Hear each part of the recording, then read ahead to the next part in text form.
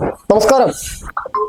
മുസ്ലിം league പാർട്ടിയുടെ ഹൈക്കമാൻഡും supreme കമാൻഡും supreme കോടതിയുമെല്ലാം Panakkad തറവാടാണെന്നാണ് വെയ്പ്പ്. പക്ഷെ പഴയതുപോലെയുള്ള അത്രയും സ്വാധീനവും കരുത്തും പാണക്കാട് തറവാട്ടിലെ തങ്ങൾമാർക്ക്, അതായത് മുസ്ലിം ലീഗിന്റെ സംസ്ഥാന പ്രസിഡന്റുമാർക്ക് ഇപ്പോൾ അണികളിൽ ഉണ്ടോ?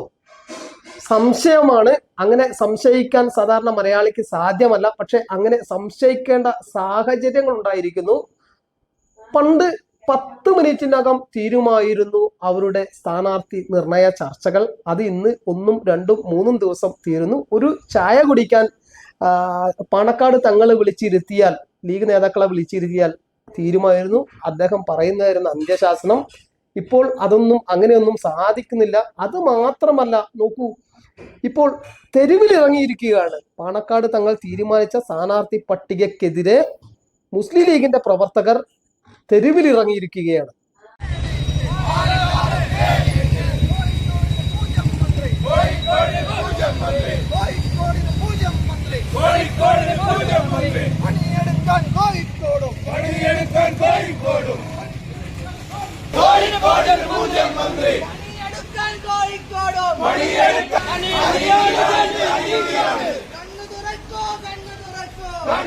സോഷ്യൽ മീഡിയയുടെ അതിപ്രസരം നേതാക്കൾക്ക് അവരുടെ അണികളിലുള്ള സ്വാധീനം ഇല്ലാതാക്കിയിരിക്കുന്നു എന്ന് വേണം കരുതാൻ. 5ാം മന്ത്രി സ്ഥാനം നേടിയെടുത്തെങ്കിലും അത് വലിയ തർക്കങ്ങളില്ലാതെ മുസ്ലിം ലീഗിന് ലഭിച്ചെങ്കിലും ആ മന്ത്രിമാരെ തീരുമാനിക്കുന്നതിൽ അണികൾ തെരുവിലേക്ക് ഇറങ്ങിയിരിക്കുന്നു. നേതൃത്വത്തിന് താക്കീത് കൊടുക്കുന്നു. ഇന്നയാളെ മന്ത്രിയാക്കണം എന്ന് പറയുന്നു.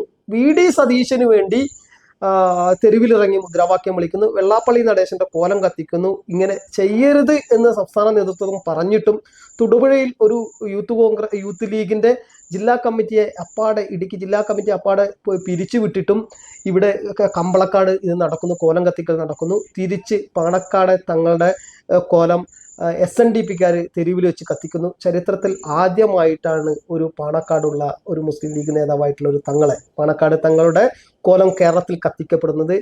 മുസ്ലിം ലീഗ് നേതൃത്വത്തിന് മുസ്ലിം ലീഗിന്റെ അണികളെ നിയന്ത്രിക്കാൻ കഴിയാതായിരിക്കുന്നു. വിദ്യാഭ്യാസവും രാഷ്ട്രീയ വിദ്യാഭ്യാസവും മറ്റും നോക്കൂ. ഇപ്പോൾ BJP വിരോധം മാത്രമാണ് മുസ്ലിം ലീഗ് എന്ന പ്രസ്ഥാനത്തിന്റെ കരുത്തായി നിലനിൽക്കുന്നത്. അവർക്ക് വോട്ട് കിട്ടാൻ മുസ്ലിം സമുദായം എമ്പാടും ഒന്നാകെ മുസ്ലിം പാർട്ടികൾക്ക് SDPIക്ക് ഒരു പരിധിവരെ സ്വാധീനം ഈ അടുത്ത കാലത്ത് സ്വാധീനം ചെലുത്താൻ കഴിഞ്ഞിരുന്നു. പക്ഷെ ഇപ്പോൾ അതിൽ നിന്ന് പതുക്കെ അവർ പുറകോട്ട് പോവുകയാണ്. കരുത്ത് ചോർന്ന് നഷ്ടപ്പെട്ടിരുന്ന മുസ്ലിം ലീഗ് അത് തിരിച്ചു പിടിച്ചിരിക്കുകയാണ്. BJP ഭീഷണി ചൂണ്ടിക്കാണിച്ചുകൊണ്ട് മാത്രമാണ് ഇപ്പോൾ ആ ഈ വോട്ടിന്റെ കൺസോൾട്ടേഷൻ നിലനിർത്താൻ അവർക്ക് സാധിക്കുന്നത്, കൺസോൾട്ടേഷൻ സൃഷ്ടിക്കാൻ അവർക്ക് സാധിക്കുന്നത്, ഈ ന്യൂനപക്ഷ വോട്ടുകൾ ഏകീകരിക്കുവാൻ അവർക്ക് സാധിക്കുന്നത് BJP വിരോധം മാത്രമാണ്. ഈ BJP വിരോധം എന്നതും BJPയുടെ സദ്ഭരണം എന്നുള്ള ആ ഒരു കാഴ്ചയിലേക്ക്, ആ ഒരു ഉൾക്കൊള്ളലിലേക്ക് മുസ്ലിം സമുദായം എത്തപ്പെട്ടാൽ ഒരുപക്ഷെ അതും ഇല്ലാതാകുന്ന ഒരവസ്ഥ ഇന്ത്യയുടെ വിവിധ ഭാഗങ്ങളിൽ അത് സാധിക്കാതായിരിക്കുന്നു. ആ ഭീഷണി സാധിക്കാതായിരിക്കുന്നു. മുസ്ലിം ഭൂരിപക്ഷ പ്രദേശങ്ങളിൽ പോലും BJP വിജയിക്കുന്ന ഒരു സാഹചര്യം ഉണ്ടാകുന്നു. ഈ കേരളത്തിലും പാണക്കാട് തങ്ങന്മാർക്ക് മുസ്ലിം ലീഗ് പ്രവർത്തകരുടെ ഇടയിലുള്ള സ്വാധീനം പതുക്കെ നഷ്ടപ്പെടുകയാണ്. അത് കാലത്തിന്റെ കാവ്യനീതിയാണെന്ന് വേണം കരുതാൻ. നിങ്ങളുടെ കമന്റുകൾ, നിങ്ങളുടെ അഭിപ്രായങ്ങൾ സഭ്യമായ രീതിയിൽ കമന്റ് ബോക്സിൽ രേഖപ്പെടുത്തണമെന്ന് അഭ്യർത്ഥിക്കുന്നു. മറ്റൊരു വീഡിയോയുമായി കാണാം. നന്ദി, നമസ്കാരം.